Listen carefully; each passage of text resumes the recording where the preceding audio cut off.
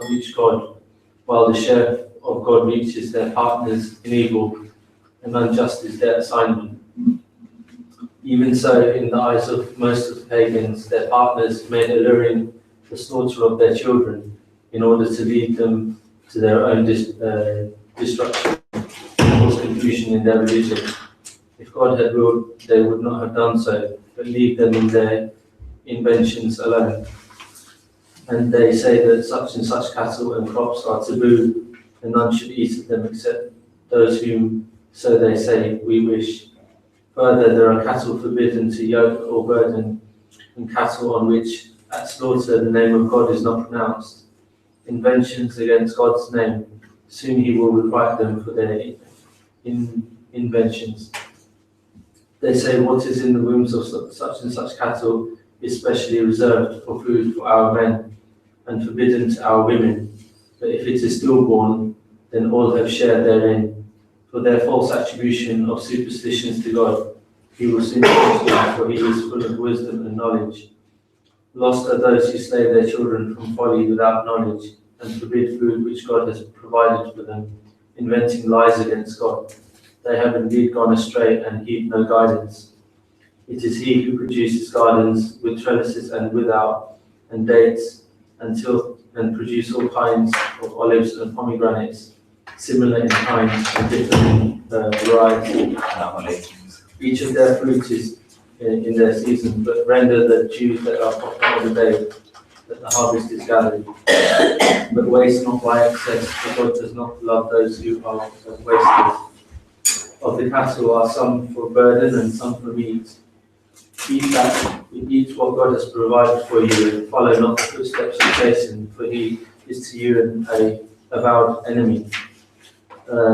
Take 8 heads of cattle and 4 pairs of sheep a pair, and of goats a pair. Say he has forbidden the 2 males or the 2 females, or the young which the wombs of the 2 females enclose.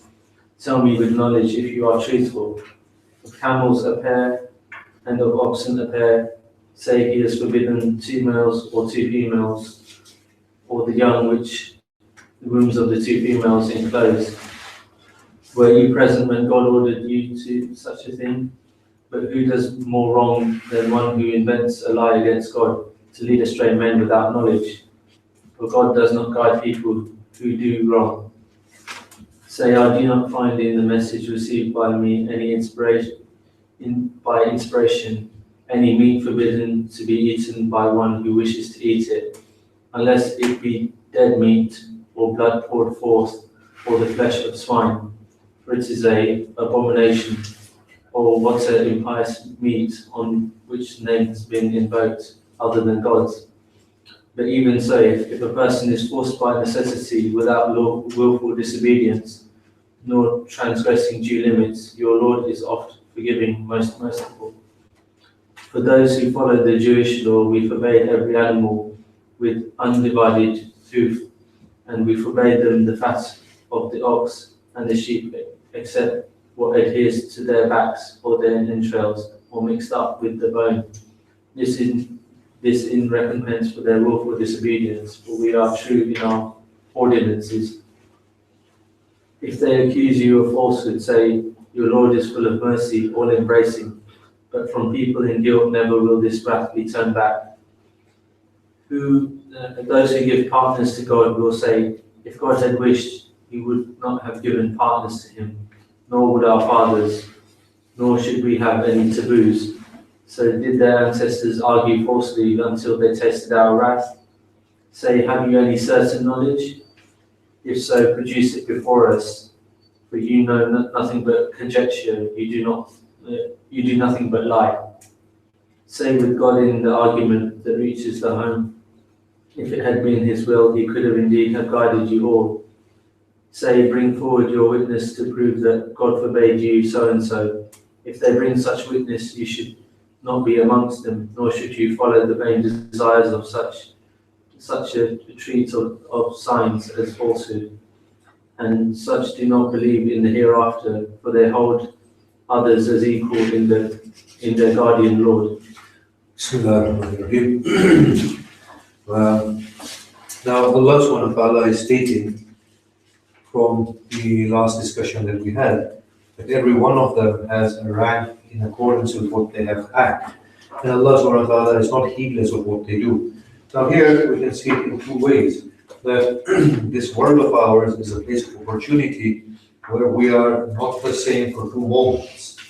We are either gaining or we are decreasing in our maturity or in our enlightenment. Either we are progressing or either we are regressing. And at every point, this is a process that is taking place, and Allah subhanahu wa ta'ala is not mindless. So what that means is that Allah subhanahu wa ta'ala, even though nobody else knows, in our own state, within our state, there is a constant process.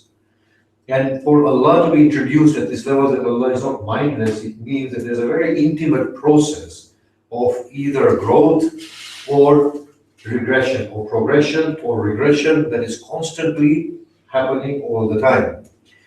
And Allah subhanahu wa ta'ala is needless and full of mercy. Now here, what we can see is that if anybody were to get this particular notion in their minds, that Allah subhanahu wa ta'ala arbitrarily, of course we've been explaining for the last few sessions that it is not wholly correct that we say that we become the means and then Allah responds. That is the conventional theological argument that I am good, Allah increases my goodness. That is there. But what the Quran is saying is quite emphatic, that Allah has the decisive decree, the decisive choice, and He can do whatever He wants. And we explain that all these different things that happen to us or states that we find ourselves in, we have a singular task of regaining our existence and evolving through it. So Allah subhanahu wa ta'ala might change poverty into richness, or health into sickness, or stable society into one that is in a state of upheaval and totally collapsing. So Allah subhanahu wa ta'ala does all these things. Now we will say that there is a system of causation through which all of this happens. But we've been explaining in the Quran, as we read it, that it's actually defying the system as well, that Allah has an authoritative right to do these things, and maybe the causative cycle subsequently follows it. So when intervention happens, let me just explain this for a moment. If Maryam Salamullah alayha gives birth without the aid of a physical spouse, yes? Now, within this system, we will find that such an event is intertwined. And because it has happened, by priority, it shows that there was a possibility of it happening. Yes? I mean, just give a very lay example. A camel will not go through the eye of a needle. It's not possible in the way in which we understand the camel and the eye of the needle. It's not possible. Yes?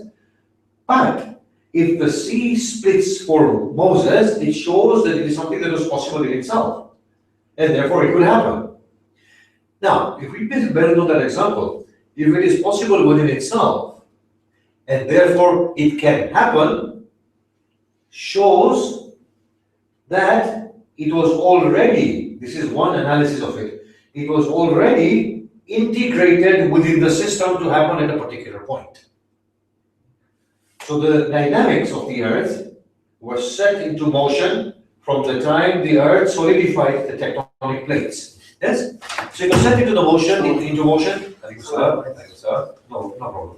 And it was meant to come to pass at that point. So that is one analysis. Are we understanding that? That it was possible within itself, and it was already engineered, it was supposed to come to pass in a particular time.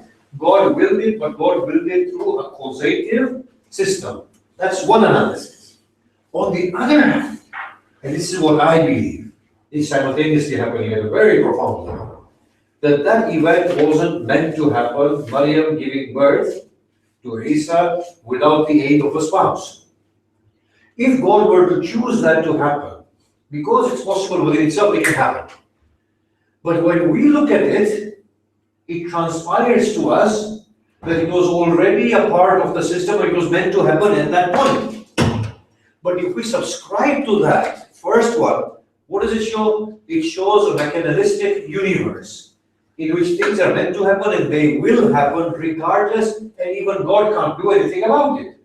And if we can produce a super brain, that brain can possibly calculate every event till the day of Qiyamah. Can you see that? That is the absurd consequence of the first analysis. But in terms of the second analysis, what we are doing is that we are giving the absolute right of intervention to God in a state of total unpredictability. And when He intervenes, it transpires to us as an interwoven event within the system, already determined within the system, and therefore just predetermined.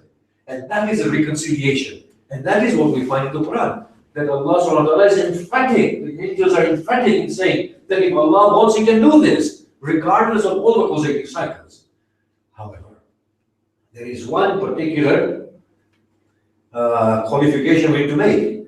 And we need to go beyond it as well. But when Allah inspires, we'll go beyond it. That qualification is when something is possible within itself, in the way Allah has ordered the whole universe and its workings.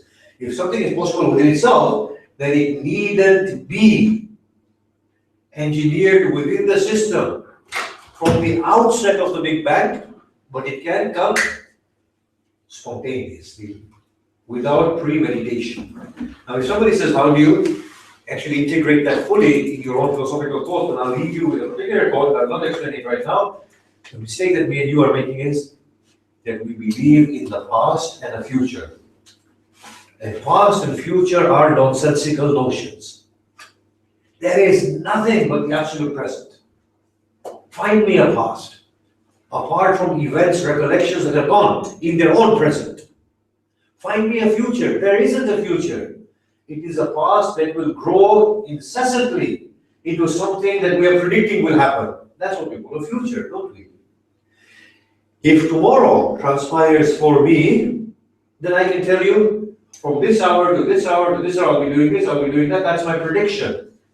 But there is no tomorrow that I'm anticipating. I will grow into the tomorrow. The tomorrow is potentially with me right now, but in my present. If we can understand God like that in the absolute present, then God's intervention, which we will call arbitrary intervention, not pre-planned, can perfectly fall into a determined scheme. Now here, if we go back to the verse, your Lord is needless, full of mercy. You see, here therefore, if somebody has this particular notion that, look, God wants to grab me, wants to punish me, there are certain arguments that are being thrown here. That Lord is needless. What will He get from your punishment? He doesn't get a psychological sense of pleasure anyway from it. Can you see that? By punishing you, He doesn't gain anything. There's a very different story going on in the life of this earth. And He is full of mercy.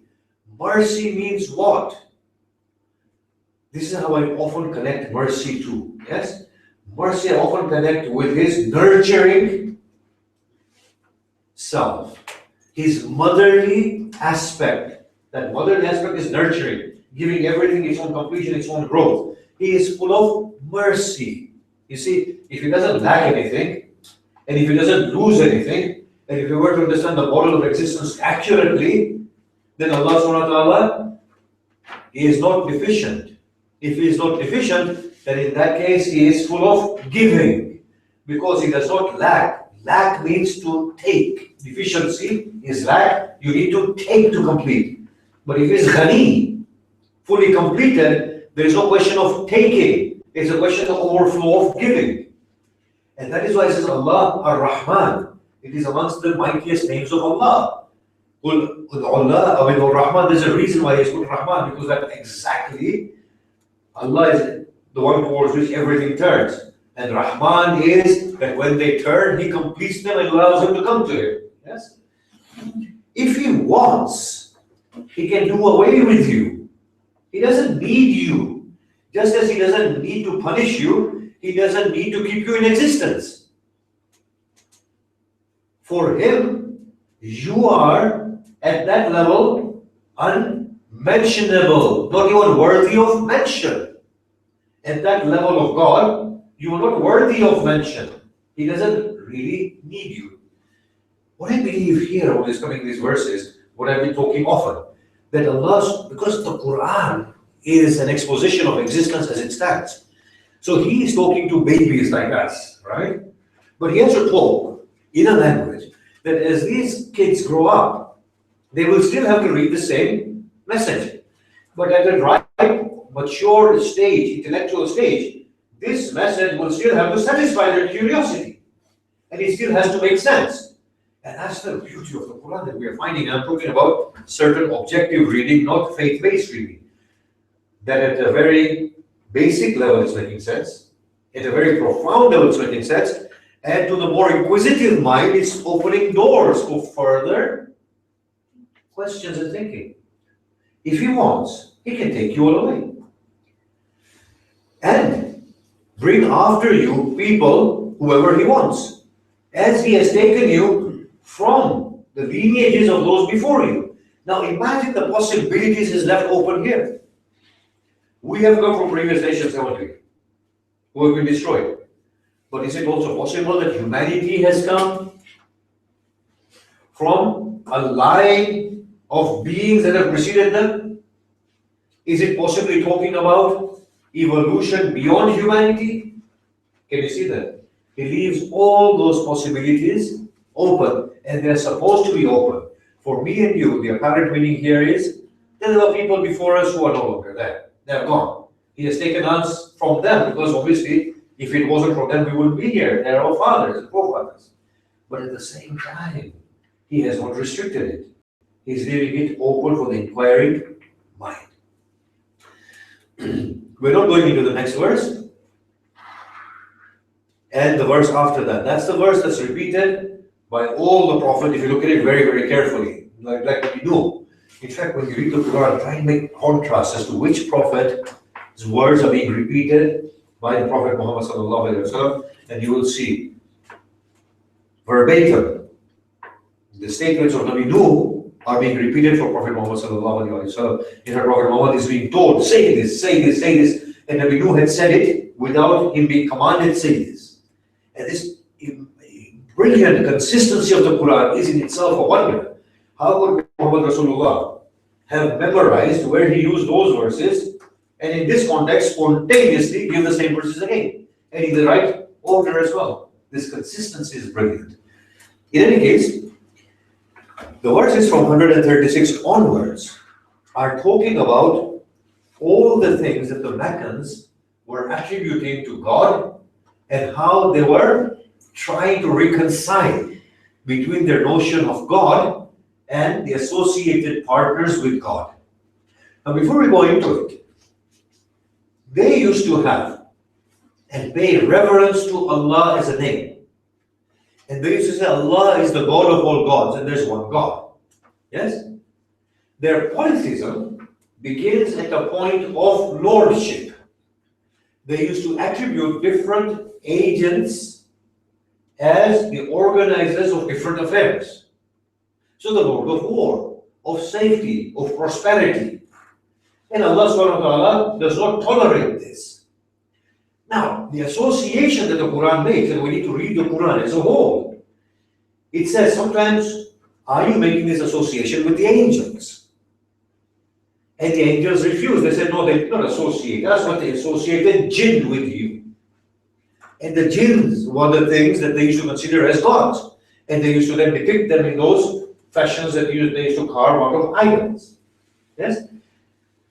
So there are two or three things. They used to have Allah, but they used to give predominance in terms of devotion to these agents. I want to ask a question before we go forward. You see, when we talk with our Hindu brothers and sisters, and when we look at their theology, we see a striking similarity. Not only in symbolism and the way we approach symbolism, there's a lot of similarity, but also in the way in which we have understood imamology. it is not a surprise that certain Orientalists have written books that the Shia theology has become Imam-centric, not God-centric. If you look at it, today we cannot approach God without doing tawassul, or without giving wasta, yes? Or without intercession. If you look at it, some of our renowned figures and love of our hearts, we associate well-being through them more than directly making recourse to God. What I feel is that what the Meccans were doing is something being practiced by humanity at large. The only reason I gave the example of Shia Islam is because we can associate with that very easily. Yes? Even the ISIS, the way they venerate Abu Bakr Baghdadi, and they sing and chant his names, you can see that there is the same thing there.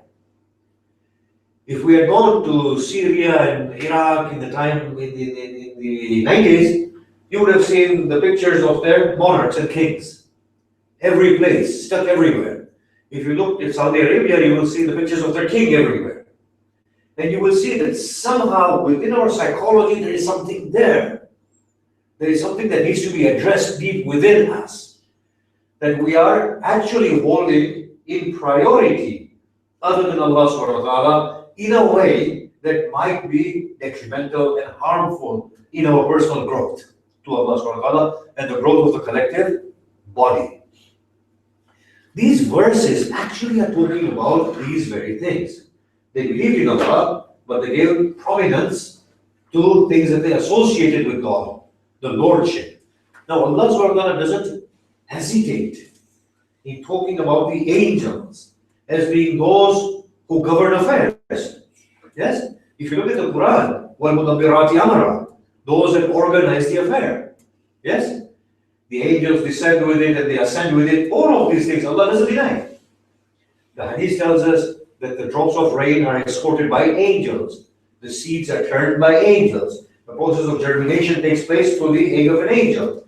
Conception takes place through the angel. Yes? The ovum embeds itself, it turns into a fetus, so on and so forth. It's all directed. There are these mechanical, natural forces that are there, not purely mechanical, but maybe conscious of their actions. So I'm going to retract the word mechanical. Conscious processes. And he attributes them to the angels. Yet, attributing them to the angels as conscious forces doing these things, even at times having discretion, is not a point. It's not a stumbling block. It's a part and parcel of nature. But the point that is frowned upon is giving them agency independently and devoting to them. Can you see that? That is the point that's frowned upon. So in a lot of our ziyarat, when we talk about the imams, and we say, through you the rain descends, and through you the earth produces. You see, okay, philosophically I can explain that and say, well, that makes sense. But here I have to remember that we are verging upon a point that the Quran is frowning upon. And it's quite detrimental and dangerous as the community takes its discretion in then venerating these people. Especially when the Prophet of Islam is being told, "Qul, say, I do not know the hidden. I do not have the treasures of your Lord. I am not an angel. Had I known the unseen, I would have increased in goodness and no evil would have befallen me." In fact, Muhammad Rasulullah is being told in the Quran, say, I don't know what will be done to me or to you. That is the level of humility he was commanded, yes, to manifest to his people. So we are seeing that at times something is right, but the input that we have upon it is what is becoming detrimental. Now here, it is not that Allah said, I despise this, you should have said this. It works in two ways. That when you do this, you are becoming a point of damnation yourself. It's dragging you down. It's like somebody smoking, and I don't want anybody to then, penalize me on this example. It's like somebody smoking weed. Yes, I don't like it. Okay, but if Allah says I don't like it, Allah is needless. Yes, it doesn't matter if you smoke weed. Smoke it doesn't harm Allah emotionally or psychologically at that level. Yes, if we take Allah at that level, but it's damaging you. Yes, in that way. So now the following verses that we find are all of this nature, and the way we are being taught, and maybe there's a lot in there that we can take. Now they have made portions for Allah and for their lords. Whatever is due to Allah does not reach Allah, and whatever is due to their lords reaches their lords. Now, whatever is due to Allah reaches their Lord as well. This was their practice. Of course, they had Allah, but for their lords, who are immediate agents for them, this is the one for safety. Yes? This is the one for prosperity. This is the one for this, that. Now, wherever there was a loss, guess what they used to do? They say, well, the share of Allah can be sacrificed, the share of the Lord cannot be sacrificed, because Allah is needless anyway. And that was their argument. Now, the share of God used to go to the children and to the guests. The share of the lords, share of Allah would go to them. The share of the lords would go to their priests and their religious authorities. So Allah is then rebutting their arguments for them. That, look, this is what you are doing. Now it's very difficult to see, well, how does that relate to me? But if we work into it slightly, we will see it actually affects me. And I'm not going to go more into it. I'll let our brains work it out. And similarly, their partners beautified for the mushrik, those who associate with Allah, the killing of their children, in order to confuse upon them their way of life or religion, or their religious way of life. And if Allah wanted, they would not have done this. Now, I want to come back to that point. Leave them in whatever they fabricate. Now, this is very interesting. The shuraka, if you look at it, were stones and wood, right? Whatever they associated with Allah was stone and wood. How can stone and wood beautify for me such an inhumane act to the extent that I justify it and also see a merit inside it? I want to work into it slightly. How is that possible? That's a stone and that's a rock. It has nothing of itself. Yes, we're going to analyze this now. Ali ibn Abi Talib Najul Balagha says that Lat and Uzza were depictions of a very wayward social system.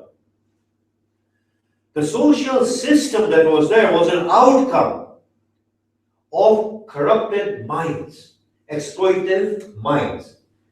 This was then constructed into a theology and attributed to idols who then promoted this theology. So who is beautifying such a repugnant act for them?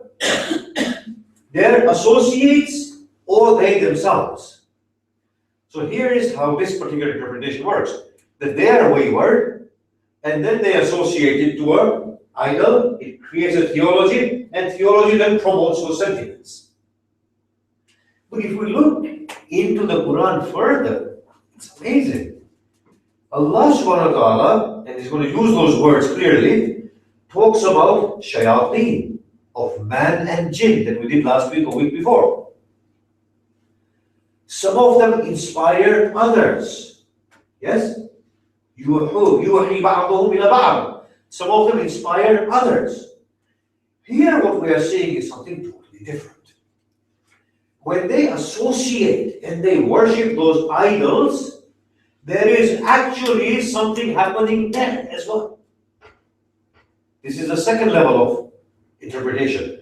That idol is no longer an idol on the stone, but it has a lot of association from the paranormal, from the multidimensional world. then obviously the jinn, as the Quran says, they used to worship jinn and they used to guide them or misguide them. Now you might find this strange. On many occasions, you will find a thought and that thing happens. I know in my room, if I find a flash in my mind, I know if I switch on the television, nothing will be on. I know for a fact. On many occasions, you are just in your heart, there is a thought, and you know that's going to happen. And you know you're going to see that. Yes? And I know that when we engage in wasteful discussions, the things that we prophesize all begin to happen. There is something curious about this world, that we generate those things within the world, and then you know at a point that you are not saying all these things. You are becoming a mouthpiece for something else to speak through you.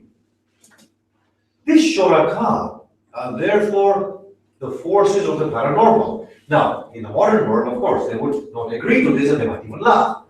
But we believe in jinn no matter how it's interpreted. Yes? And those jinn are actually waiting for a level of receptivity. Because Allah subhanahu wa ta'ala says they see you from whence you can see them not. He says to the shaitan, at least, yes? He says, tie them with their rope and drag them to you. Tie them with your rope and drag them to you. This process is actually happening. It actually happens. And if you ever recollect, or maybe you have never been in that position, but being in the holes in that environment, you see, we guys normally end up messing around with these things, just for experiment's sake. And then you find that, oh my God, these things are real. Or am I making them up? Or are they real? Being a skeptic, you will say, am I making them up? Being a believer, you know they are real. Yes? How things are inspired and how spontaneously they happen. It's amazing. So here, their shuraka is most likely a combination of their own wayward thinking, which is then reinforced with the object of their worship, which has a life of its own. And it has a life which is not a pure life. Now, if this riwayat is sahih, what he said was, he said that camel upon which Lady Aisha sits, it's not the camel. It's a devil. Right? Because they used to turn around it. And they would say, oh people, your mother. And they were being killed. And Ali ibn Talib could not tolerate such loss of life.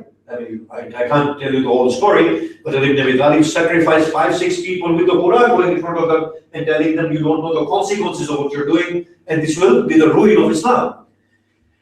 When the war began, the battle, he said that camel, the reins of it is in the hand of the shaitan. He didn't mean that man was there.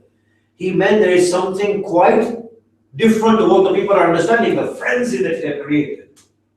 That people were just killing themselves and dying. So what he went and did was, he went and cut the legs of the camel so it fell. Then he killed the camel and burned it. Took the ashes of the camel, went to the sea, he was in Basra, scattered the ashes in the river, and he said, Unzur, the way Musa said after killing and burning the calf that the Israelites worship. He said, Unzur, look at your God that you used to worship. How we scatter it like dust within the young sea. Ali ibn Abi Talib recited the same verse. So you know that when there is synergy and it's focused, it actually opens the doors to another realm and another paranormal phenomena start to take place. So those idols, you might say it's just a stone, but association with it gives it another life. I feel that this is the reason why Islam in the early days was so strict against depictions of humans and statues, because of these associations that were taking place all the time. I want to say something, if we don't finish the tafsir today, then consider that we've done till 150, because we don't have any more time. Yes? Last week is the last week. Next week is the last week, inshallah, if Allah so wishes. People tell me, they say, well, you say about Jab Quran, it's only a dream, which is true. I'm committed to this, it was only a dream. When I used to go, it's out of my own school of thought, little room, today it's become a Mecca. They said, but miracles take place there. I said, of course miracles take place there. Because we, through our own devotions, synergy, focus, we bring in another dimension altogether and things happen. We can do that in our mosque in Birmingham. If we venerate it and with such pure hearts and we supplicate, because we are the agents who are shaping the world around us. Then when people see people, I said, of course, because if we were to all focus so beautifully with pure hearts, we will invite loftier beings there. What's the big deal? Hasn't the Prophet said there are some places which are nas, evil? Don't go there. Why are they evil? It's just a road. Why is there evilness here? Why is there goodness here? The Prophet used to say, right, this place is not a good place. Go from it very quickly. Remember the traditions we have? Oh, that this place is a good place. There are certain good places on this earth. There are certain evil places on this earth. This good and evil of the earth is created by the agency of conscious beings, whether us or the jinn or whatever. But we create this. So when association is made, it acquires a life of its own. Yes? So now you can see miracles happening at Anam. It's fine. There's nothing wrong with it. The association beyond that is a problematic one. Can you see that? So now, if for me, honestly, somebody goes to the Golden Temple of Sikh and prays there, and a miracle takes place there, perfectly fine. It's supposed to happen, right? If you go to Syria, majority of the people believe that Lady Zainab Salamullah Alaiha is buried somewhere else. Still, all Maidwas are accepted in Syria. For a fact, I know this for ages, I know that, at the shrine of Lady Zainab. But it's because of this beauty of the devotees who are there. That has created that beauty. And of course, if Hussein ibn Ali is buried somewhere, if the Prophet is buried somewhere, if the Kaaba is there, then the Kaaba, the being of the Prophet, the being of Hussein, the being of Ali, Salamullah alayhi, creates that beauty in a more emphatic way. Yes? So this shuraka, inspiring them works in two ways. One is that when we associate evil to something, it will always inspire waywardness and evil, that particular place or that group of people. Now, either it inspires it through each other's speech, or either they're just inspired at that point. Yes? But in the reverse, it also works. Honestly, you have a very pious person, in their presence, you will be inspired to endless goodness. It works in both ways. It's a very odd and a curious world, this world. It's a phenomenal world if only we can explore it and be brave enough to explore. In the next few verses, I want to discuss only one or two things. You see, they used to say these are animals and these are crops which are haram on others apart from the ones we designate. Allah is saying, look, give me. Oh, sorry. I need to finish this verse. Now, here you see the Prophet was extremely dismayed when their associates were telling them, go and sacrifice your children for this cause, because there were three practices: burial of daughters, or preference of gods, and letting your children starve to death, which is also a form of sacrifice, or physically offering children for sacrifice in order to please the Lord, in order for the Lord then to bestow greatly. Yes? This all goes against Allahu Ghani Dhul Rahmah. Yes? He's saying, look, Allah is needless, Allah doesn't need any of these things. These things have been inspired by your own evils. So here, when the Prophet was dismayed, this is what the Prophet is being told. وَلَوْ شَاءَ اللَّهُ مَا فَعَلُوا. If Allah wanted, they would not have done that. O Prophet, as repugnant, as evil, despicable and immoral as it is, if Allah had wanted, they would not have done this. This is the greatest test. So leave them and whatever they are fabricating. So the Prophet here now is to reconcile. Why isn't Allah stopping them? Can you see that? That's the one thing. The other thing is, okay, I have to continue with my task, not get stuck at this point as to why they are doing this and why they're not seeing reason. So what is a very positive, practical aspect that the Prophet is encouraged? Go on, carry on doing what you're doing. Don't get stuck at this point as to why they are doing this.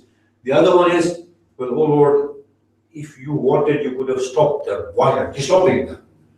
So that is another thing that the Prophet has to reconcile. Now, the way the Prophet has to reconcile is either rationally or either spiritually. The rational reconciliation is easy. That God cannot force them because it won't be they themselves who are doing it. Yes? Spiritually, this is the greatest in the Abrahamic leap that the Prophet had to take time and again. Allah, you know best. And I know you're not doing any injustice. And your work is filled with wisdom. Whether I understand it in the realm of this world, or if I have to look in the realm beyond this world, it makes sense in itself. Yes?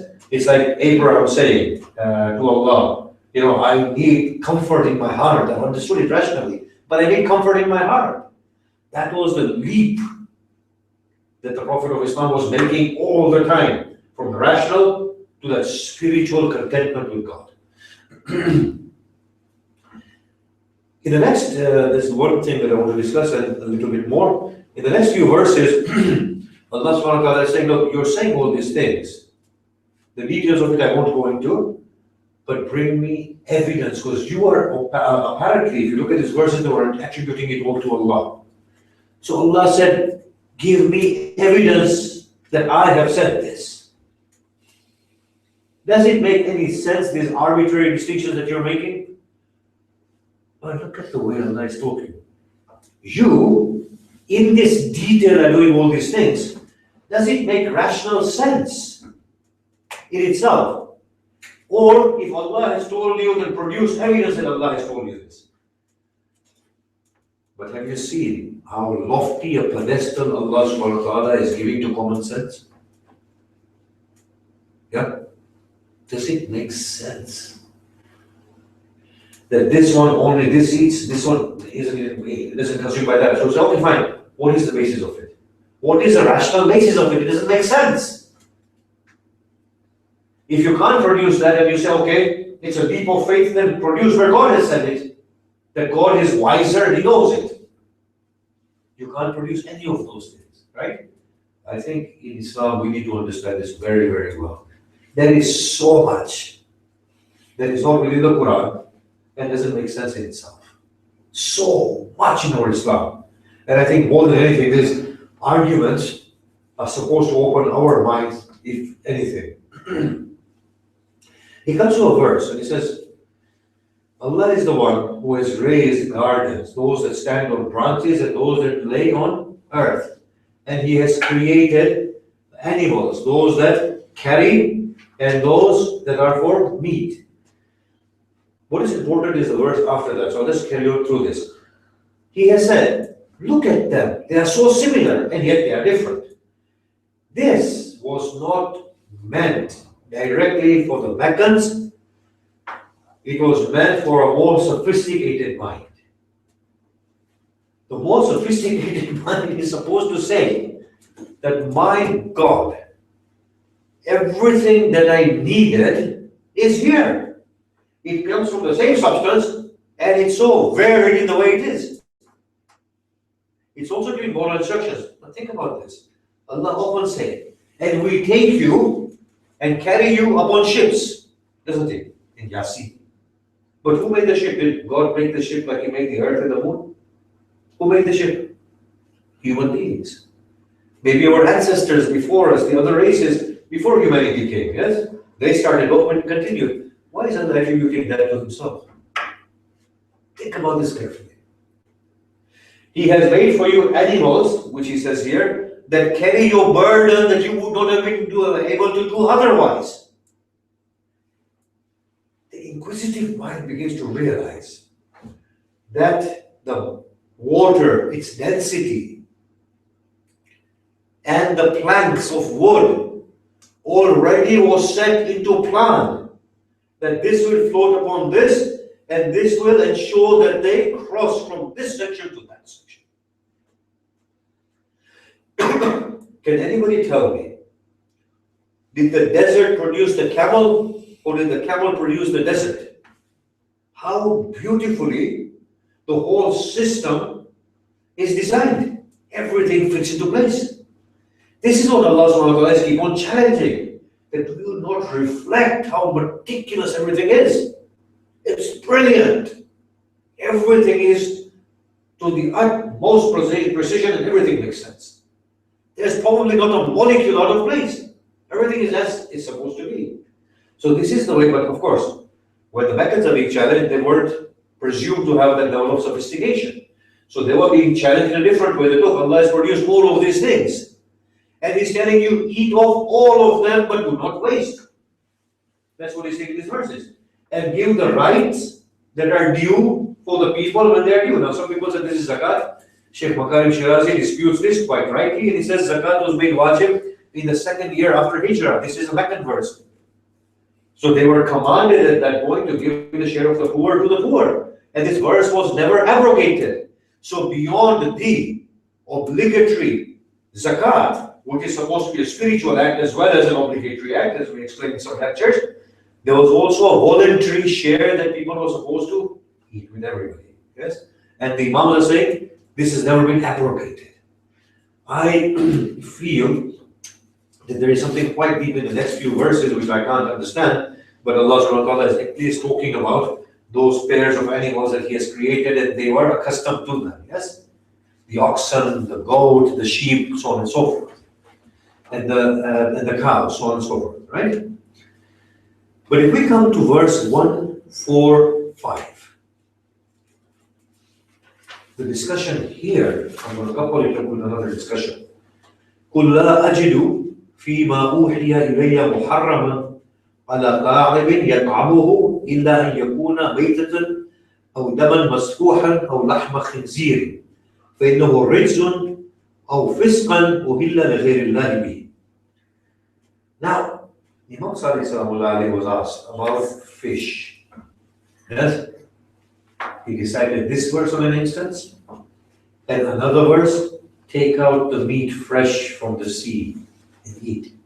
He says there is no fish that is haram. It's a Sahih hadith. According to some, it's a reliable hadith. He read this verse and he read that verse. At a later date, he said, but Ali ibn Abi Talib used to be very, very adamantly cautious about 4 types of fish that don't consume them. To the extent that he used to slap the wrist of the sellers of fish in the fish market and would say, don't sell these fish. They are damaging to you. And then he said, Imam Sadiq later on said, Ali used to say, don't eat scaleless fish. Finish. Now, it's interesting to see, yes, that the Quran is quoting this.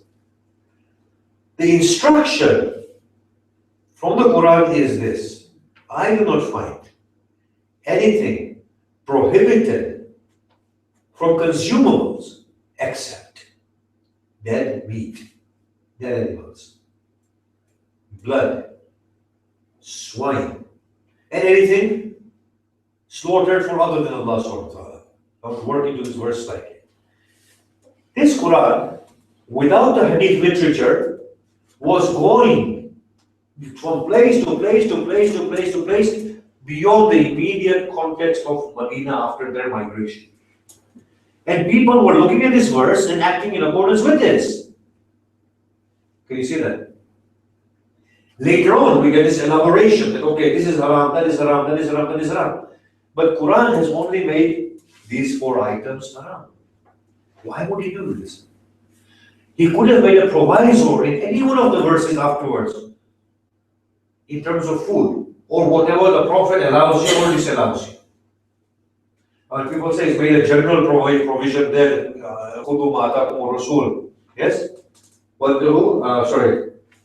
مَا آتَاكُمُ الرَّسُولُ وَخُذُوا وَمَا نَهَاكُمْ عَنْهُ فَانْتَهُوا. Whatever the Prophet gives you, take. Whatever he prohibits you from, leave. That was in its own context. But people may say, this is general. But what I'm saying is, before that verse is read, and this verse is read, yes, by the people who are receiving the Quran, they will act in accordance with this. But that's not even important for me. What is important is that why did Imam Sadiq say to a companion that I do not find anything haram in whatever has been revealed to me from the consumables apart from these four items? Why would he then quote a verse that whatever you take from the seas and the ocean, eat also? Because to that person, Imam Sadiq made it halal. To the next one, he quoted the hadith of Ali ibn Abi Talib, right? And now for fish, we don't find the Prophet saying anything. We find Ali ibn Abi Talib saying, abstain from this one fish. Can you see that? Here is an invitation to think. Now, I can give you my analysis now, or I can leave it and we can wait for a later date. Should I leave it now? Yeah. Okay. I think there was an immediate context where those four entities of fish were very harmful. And then Ali ibn Abi Talib saw that people could not distinguish. So he just gave one flat common rule: don't eat scaleless fish. Finished. But that was supposed to be in that context only. Or at the most, with the exclusion of these four items or these four entities of fish, nothing else. And we can see that Imam Sadiq is actually giving the same logic. Eat everything. However, abstain from these four. No, actually abstain from all scaleless. An Imam who tells us about cosmology with such accuracy cannot be ambivalent in telling us which fish is haram and which fish is halal. Can you see that? Now, Allah is saying this is rijs. He uses the word rijs often.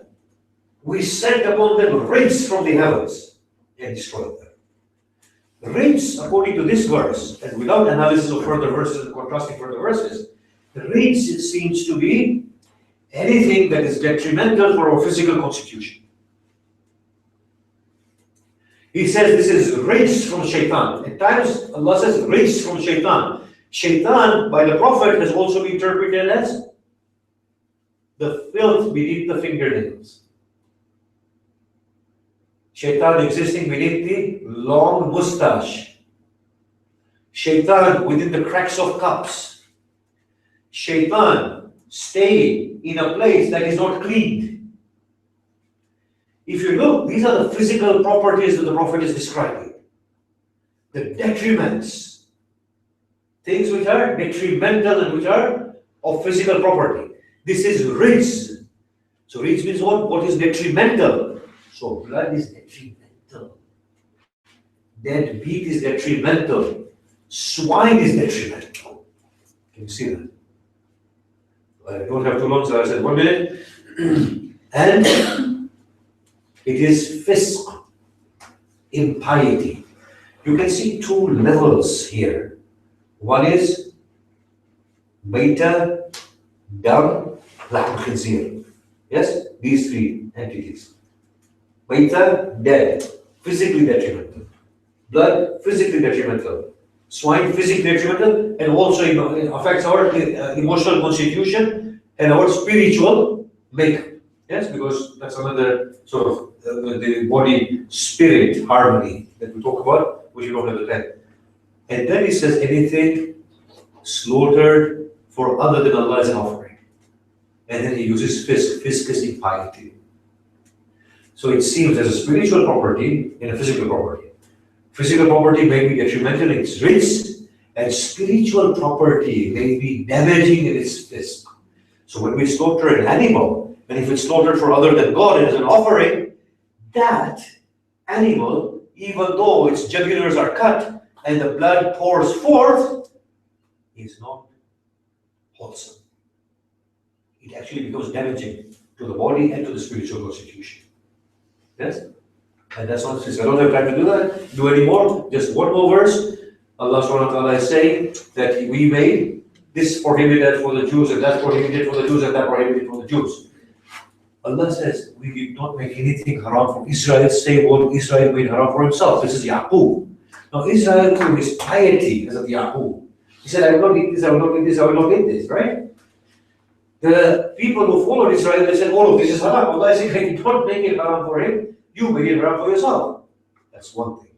The other thing is, due to their transgression, we made all these things haram for them. Now here is something to think about. Yes? Does Allah arbitrarily make things haram? This is haram for you. If you make it haram, then there has to be some property. One is that, look, I'm making it haram for you. If you were to consume it, the damnation is immediate because you know you are transgressing against your Lord. And that feeling inside it in itself finishes it. Brings about damnation, even if that thing is halal in itself or not. Yes? If Allah says, don't drink this, and I drink it, I can ask Allah, why are you telling me not to drink this? There's nothing wrong with it. But the fact that I drink it, regardless of what God is telling me, makes it damaging and my soul regresses. On the other hand, and this is a very interesting take which I have in my existential scheme, that when Allah makes something haram, it actually becomes physically detrimental as well. So we will find something, and I hope I'm right, this is just a theory, within the genetic makeup of the Israelites, for whom these items that God has prohibited will be detrimental in their existential capacity. And I'll finish with this hadith, that in the spiritual context, somebody said to the Prophet, why have you made swine haram? Why has Allah made swine haram? He did not say because of its race aspect. He spoke about its fisk aspect. He said because the people who consume swine, they are likely to possess the morals of a swine. I'll stop there for anybody else to say. No?